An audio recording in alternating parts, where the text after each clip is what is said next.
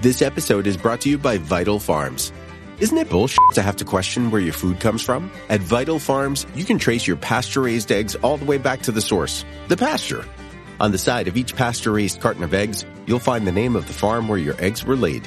And when you look the farm up on their website, you'll get a peek at all the sunshine, fresh air, and open space the hens enjoy. Learn more and find out where to buy them at vitalfarms.com. Vital Farms, keeping it bullshit-free. Welcome to the Human Capital Innovations Podcast. We're your source for personal, professional, and organizational growth and development, where we share original research, explore industry trends, and interview executives and thought leaders from across the globe. We hope you join us often for practitioner-oriented content around all things related to leadership, HR, talent management, organizational development, and change management. Maximize your personal and organizational potential with Human Capital Innovations Podcast.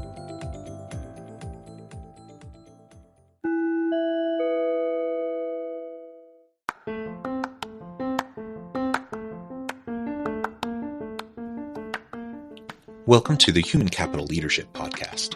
In this HCL podcast episode, I talk with Erin Marcus about learning to fall and fail forward.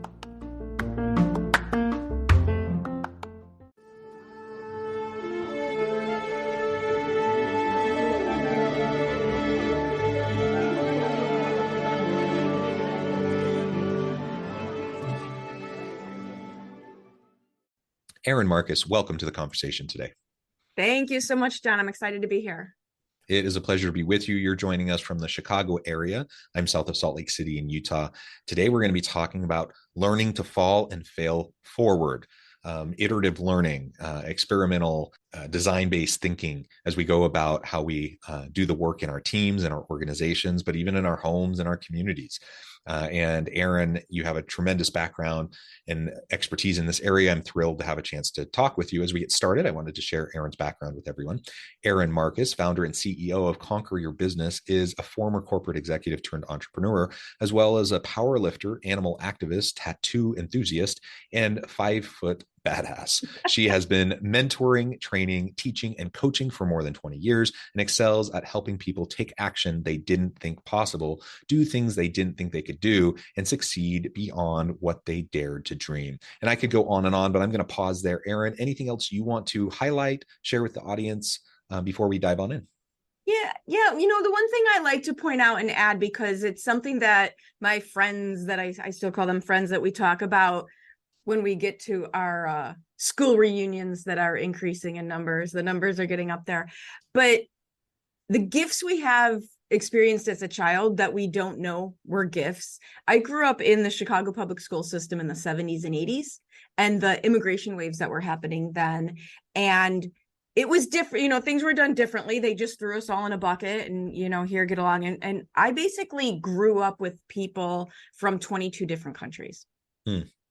And you learn how to communicate with everybody, even though nobody speaks the same languages, because you're kids and all you want to do is just play with each other, right? So you figure it out. And that whole concept of being able to communicate with intent, being able to meet people where they are, wherever they are, and the odd gift that nobody having any money was, because they're right. Like, I say that because if you watch the high school dramas of the 80s and afterwards the 90s, and even now, I'm sure it's all about clicks.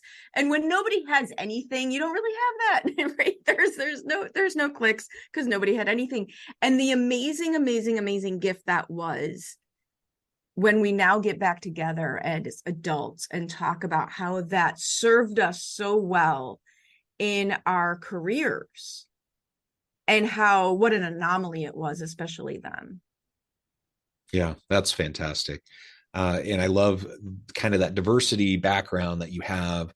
I can't say the same thing. You know, I grew up in a predominantly white neighborhood, high school. You know, I grew up in Salem, Oregon, south of, just near Portland. And but then my family moved to rural Missouri, which was even less diverse. And so it took me getting into my adult years before I really started to have that experience with difference. That has really been enriching and enlightening to me. as I've gone throughout my personal life, my career, etc. I think that's a really important foundation. I think it leads in well to our conversation today also, because when you think about just connecting with people, when you think about working together with people, and as kids it's simple, like you're just trying to play a game, so you're just trying to figure out how to play together. And I remember I've traveled abroad, lived abroad. I remember there was one time, this was probably 10 or so years ago, and my family had moved to Minsk, Belarus. Oh, So wow. we were Eastern Europe, very different social political kind of landscape. My kids didn't speak Russian at all, and I think we were in the airport, our final leg of the journey, flying into Minsk, and we're waiting on that connection flight. And there were other little kids there just waiting too. It's been a long journey for them. Everyone's tired. They don't speak English. My kids are young. They don't speak Russian. But guess what? It only took a matter of a few minutes, and all of a sudden they're playing together on the floor in the airport, communicating with each other, trying to figure things out. And they don't know what they're doing, so they're messing up, right? They're messing up the rules You of whatever just this don't game is that they're having. care. But it doesn't matter, right? It doesn't Matter. matter because they're just connecting with each other in genuine ways. They're learning as they go. They're building the plane as they fly it, so to speak. And that falling forward, failing fast, iterating rapidly in how you interact with other people, and not getting caught up in the failures, the things that don't quite work out, is a really important lesson. I think we often lose that. We had that as kids, and we often lose that as we grow into adults. Well, because the goal wasn't to succeed. The goal was to do a thing together. There was no label called failure. So they didn't worry about it. By the way, side note, part of my mother's family came out of that area in 1912 when they came to the United States. Interesting. I mean, you mentioned some random city in the entire universe, and that happens to be where my family is from 1912. But yeah, like there's no label. There's nothing that mattered, right? There was nothing attached to how long did it take us to figure this out? How long did it not take us to figure this out? What were these people going to think of me if I didn't figure it out perfectly the first time? There was nothing riding on any of it except moving forward. Wonderful. Right? Which is what allows the children, again, and they sound like they were younger. We were in high school in that same situation. Like my high school, granted, it was Chicago public schools. So in accordance with Chicago public schools, my algebra class was being taught by a geography substitute teacher, which tells you a lot about my education in that I came out of there with.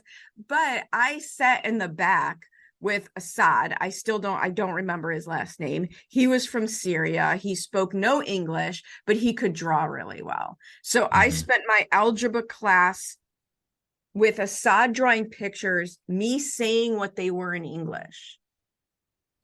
And that was the way we passed the time, because he didn't understand the teacher and I didn't care about the teacher. Right? So it worked out perfectly.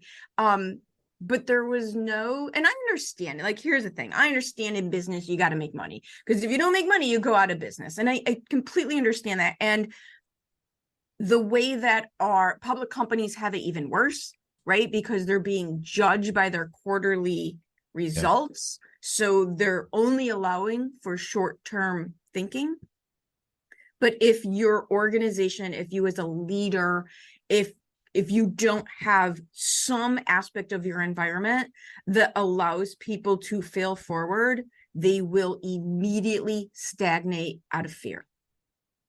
Like, it's really that simple.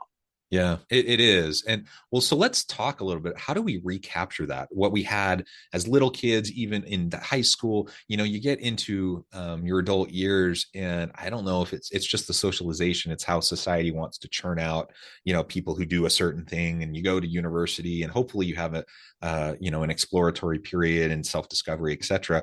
But then you go into your career and it's like, okay, now we need to, it's all very goal oriented. There's nothing wrong with goal orientation. There's nothing wrong with purpose driven you need it. efforts. You need all of that. But to your point, if we fail to see how failure, quote unquote, is learning, and how as we try things, it gets us closer to where we want to be, and we punish quote unquote failure, as happens in many teams and many organizations. When we find ourselves in that kind of an environment, it's not psychologically safe. People don't feel safe or encouraged even to try new things. And it really causes stagnation. It just causes people out of sometimes fear, sometimes it turns into apathy, that people just don't want to go out on a limb, right? So to speak, because they're afraid of having their head chopped off, for doing something slightly wrong, because something that may be a huge win for the team, for the organization 6 months from now, in the short term, in the next month or two, looks like a failure.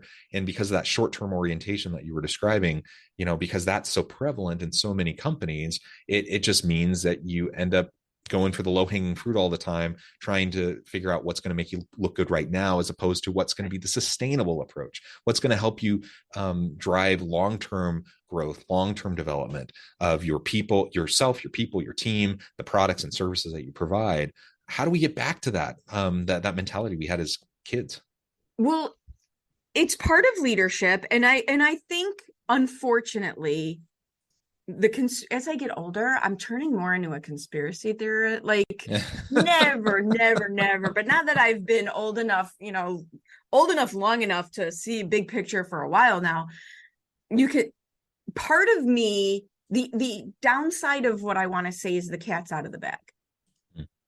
Cancel culture, like the cat's out of the bag, the anonymity of the keyboard. There is so much volume, and I mean that by quantity and sound, voice level, against everything that happens, that it's very, very hard to recapture that. That being said, within an organization, I think you're absolutely able to do it. Part of it is I don't know that you can run your entire department as a free-for-all, right? Like, it has to be mitigated to some extent. Where do you take your risk, right? So that there's a certain percentage of what you're doing that is risk adverse, and a certain percentage of what you're doing that is risk allowant. As my friend, can I just insert there? That's why we call it falling forward. Failing fast, right? That, or as my boyfriend says, my boyfriend likes to say, you figured out how to fail faster. When do we learn how to fail cheaper? Right? But it's got to be built into it. Yeah. Because we're not saying go out and do whatever you want, right, at any expense, any cost. But no, it's like iterative learning. Iterative learning is experiential, and it's experimental. And if you iterate rapidly, then the cost is low, because you haven't staked everything on this one big decision point, right? But and I think that's what companies have a hard time with. The larger the company, the less flexible they are. So they cannot maneuver out of a mistake, because the sunk costs into it right are just right. You throw good money after bad, because the sunk costs are just annihilating. But I think you can do that with departments. I look back now and I understand, I can completely see the reason I was at my last corporate job as long as I was one, I was allowed to be that entrepreneur within this corporation, but also they were phenomenal at, like you said, nobody got beat over the head for making a mistake. Yeah. And can you have that environment? But it's going to be very hard for a leader to have that environment within their team if the leadership ahead of them doesn't have it. Mm-hmm. Can you be strong enough? Can you be confident enough? And I guess part of it is, can you be confident enough that you know that your place is out there? Like, if you really, really want to embrace this concept, the right company is out there for you. Yeah. And I think that's the other piece of it, is people think they have no choices. They have to behave that way in order to keep their job. Okay, well, but you can also go find a job that is a better fit for you, because as many companies as there are out there that are so risk adverse that it's, just demoralizing, there are also companies that want you to fail forward and will support you. And I also Absolutely. think that's why the small business world, that's where the small business world comes into play. Certainly. And I mean, that's what entrepreneurship is, right? I mean, it better be. Otherwise, the chances you're going to be sticking around for a while are very, very You will slim. wait, your brain will explode Yeah. before you get a chance. Yeah, absolutely. Well, I think all that's super helpful. And as we frame up, I think a lot about design thinking, and I think about that iterative learning process in prototyping. It's all about rapid prototyping, testing, learning, revising, right? It's all part of the process. And it's the old cliche too about, Thomas Edison and the light bulb. Yes. I don't remember exactly how it goes, but something like, you failed 1,000 times. No, I learned 1,000 ways not to build a light bulb. We've all heard those types of sayings over and over and over again, but it gets really hard where now you're in an organization, maybe you're a team lead, and you want to look good to your boss, and you don't want, you're maybe feeling vulnerable, and you don't want to show weakness, and you don't want to you don't want to lean into any failure because you want to be seen as competent, and all of these things swirling around each other and the expectations that you have. It just leads to you oftentimes feeling like you got to succeed. It often leads to leaders, regardless of whatever good intentions they have, putting the screws to their people because they're feeling the pressure from above, and they pass it along to their team. And then all of a sudden you create this environment where I don't think most people sitting back and looking at this would say, yeah, I want an environment that's not psychologically safe, where innovation is stifled, where nobody feels safe to try new things. Nobody's going to say that. Yet we see that happen again and again and again in organizations because of the way the systems are set up, because of the way the expectations are pushed down. How do we disrupt that? How do we shift the system? And in some cases, maybe tear down the system, redesign the system, create the policies, practices, and procedures that can cultivate the type of culture that's going to actually create the environment for falling forward, failing fast, etc. The number one thing is open communication. If you have a conversation about all of the things you just talked about, then the way that I put it when I teach sales in small businesses and for entrepreneurs, don't ignore the elephant in the room, ride the elephant. Ride the elephant, like just call it out. I think a lot of, because I absolutely agree with you. I don't think most people set out to create risk adverse, narrowly defined environments.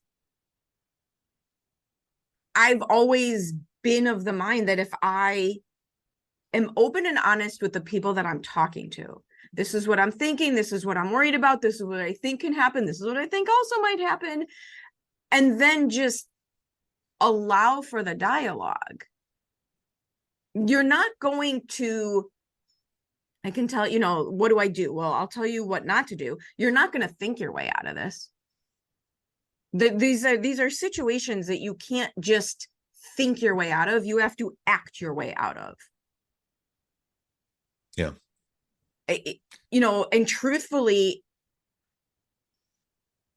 from the bottom, it's not, you don't have enough power, intrinsic power in the entry-level positions to do something about this. But by the time you get to, the way that I climb the corporate ladder over and over and over again is do a good job, be very responsible, overly involved, get involved, do a good job, and work your way up to the point where you have, as I used to call them, the chips in your pocket, right? Like to play a chip, to play a card, to be so valuable to the organization that you now have a chance to say something.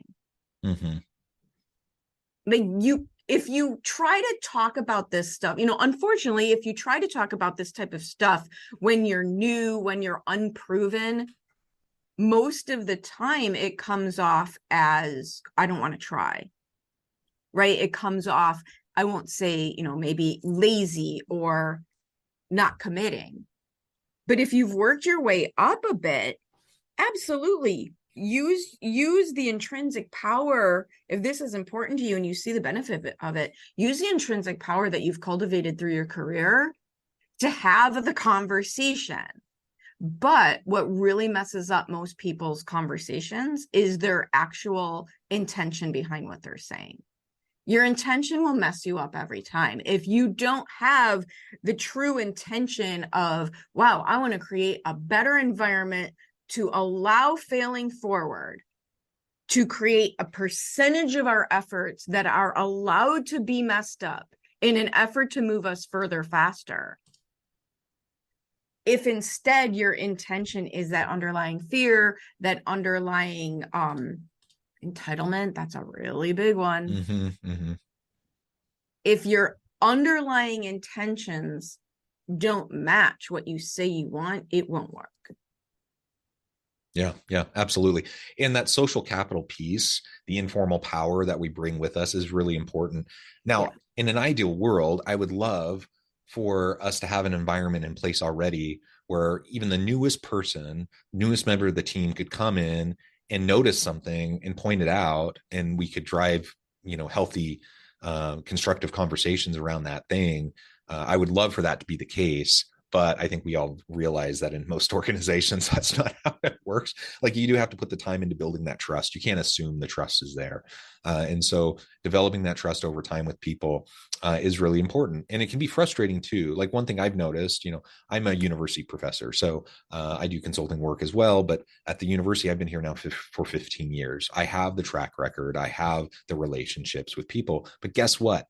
There's still, especially when you talk about upper administration, the executive level teams, those people don't stay. Like, their professors might stick around for a really long time, but other leaders in the institution, there's turnover, and those people go off to other places, and there's new people. And so the social capital and the informal kind of power and influence that I have cultivated over years, I can't just assume that's automatically going to apply to this new person who's come in. I have to do a bit of a reset, and I have to help them to develop that. And that's something where I've made the mistake in the past, where thinking, they'll recognize my intentions. They'll recognize the contributions I've made over time. They'll understand where I'm coming from. Some will, a lot won't. And so just playing that game and navigating that is going to be really important if you want to create this kind of an environment. Absolutely. Absolutely. And it's not only is it the intentions, but the ability to communicate with intent and to understand how to communicate with intent. So, for example, even at your level, you've been there for a while, you have a body of work that is supporting your opinions. But if you walk in and try to overhaul the whole thing all at once, throw the baby out with the bathwater, you're going to be met with resistance, regardless of whether or not the person you're talking to agrees with some of what you're saying or not. I think humans' brains have an all or nothing preset. They really do, right? Human brains have a preset of all or nothing. And we get frustrated when we can't have everything our way instantaneously. Yeah. And so understanding the goal of communication, there's always only one goal. Every communication you have, there's always only one goal. It's the same goal every single time: to invite somebody to take one more step with you. The place where we mess ourselves up is when we try to jump steps. When you try to sell somebody on your entire idea the first time you've met them, you're jumping steps in the relationship building. You're jumping steps in the communication path. That will mess up the outcome that you're trying to achieve. It's our impatience. It's our all or nothing. A lot of times it's actually very just excitement, right? It's not all negative. It's not done out of maliciousness. It's not done with ill intent. A lot of times we're just so darn excited about what it is that we're trying to do, right? That some of us with the stronger personalities just run over everybody. Totally get it. Been there, done that. Have the t-shirt, right? It's the self-awareness to back it down a notch, to say, okay, there's a group of people, going back to where I started with, everybody is just human, but they're all different from you. Yeah. Right? Can you recognize, I think, if I want to say, what is it that has to happen to allow fail forward? It's going back to teaching soft skills. Right. That's and these poor kids now who lost 2-3 years of their development due to COVID. We were already on a path where we had lost teaching the soft skills of communication and leadership and how to do that. And now they just have a bigger gap than what our culture was even creating. But the soft skills of how to navigate that without running over people or fear-based or any of the other reasons that derail it, it goes back to rule number 1, connect as a human first. Yeah. Erin, I love it. This has been such a fun conversation. I know at the time I'm going to have to let you go here in just a minute. And unfortunately, we've only scratched the surface. And your latest point about the soft skills, I like to call them durable skills, whatever you call them. Yeah, let's use that word, because I hate the word soft skills. I just don't know. I just didn't have another word for it. So let's do that. Whatever we call it. I think ultimately what's really important is that we help cultivate this human experience with each other at work, at home, in our communities. That creates an environment of trust, of giving people the benefit of the doubt, so that we can propel forwed in a constructive way. Giving people the benefit of the doubt. We've become an increasingly polarized world, and I think there's a lot we can go back to some basics around the shared humanity that we have, like you talked about from the very beginning of this conversation today. Well, Erin, it's been a pleasure. Before we wrap up, I just wanted to give you a chance to share with the audience how they can connect with you, find out more about your work, and then give us a final word on the topic for today. Awesome. We make it real easy to find everything I'm doing. It's conqueryourbusiness.com. Podcasts, articles, you can connect with me. You can find me.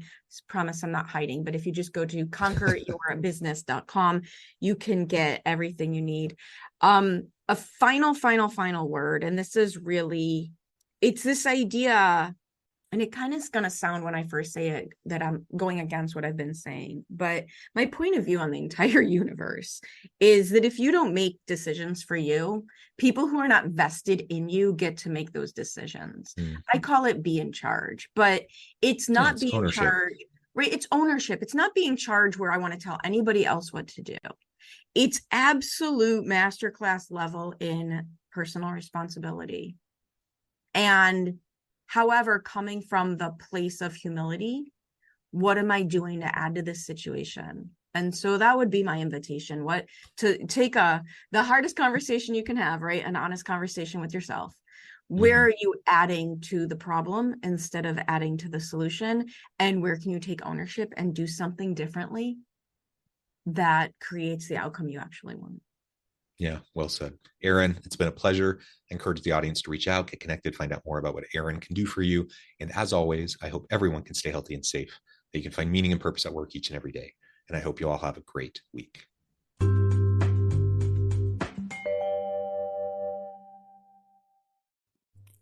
Thanks again for joining us for this episode of the Human Capital Innovations Podcast. I hope you stay healthy and safe and that you have a great week.